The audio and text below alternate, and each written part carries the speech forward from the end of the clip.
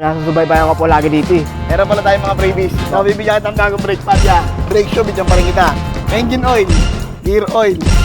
Siyempre, pinakamalakas na natin dahil lang may mga freebies na ganito. So, siyempre puti na rin ang ibibigyan natin sa helmet. Solid po dito. World white pala siya mga kuys. Tapos hindi, nakabagong powder coat yung kanyang mags. Tapos yung gulong sa harapan, bago din. Naka-aftermarket na rin. Naka-brake lever. Naka-Brembo. Ito nga pala si Kuya. Kaya pangalan pala, tagasan? Quezon lang po, Project 8. So yung nabili mong unit na roadless mo na, di ba? Opo. Kamusta yung takbo? Maganda po. Okay na po. Ito nga pala mga kuys, registered pala to till 2027. So 2024 model tong motor na to.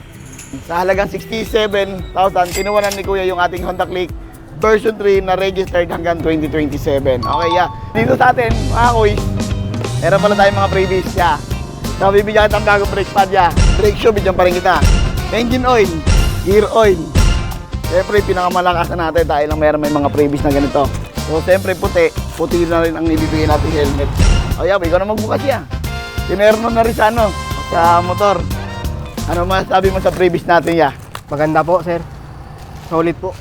Nakakita ka ba ng second hand unit na binibenta, may freebies at may warranty? Wala po, dito lang po. Kaya nasusubaybayan ko po lagi dito eh. Yeah. Okay po, solid po dito. Baka may mga gusto shoutout. Shoutout dyan sa mga kasama ko, mga taga-Transportify, bumabiyahe dyan ngayon. So, ipapasok mo to ng ano? Hindi po, bumabiyahe po ako ng Transportify. Sasakyan. Opo. Eto service mo lang. Service ko lang po. Yun nga. 3 months, free labor, kahit buwan-buwan ka magpagawa. Wala kang babayaran. Ang wala lang warranty natin, kuys, ay yung mga consumable parts. Okay? So, maraming salamat yan.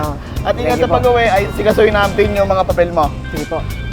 Marami tayong available unit at syempre, alam nyo na, walang iba. Phoenix lang, sa alam.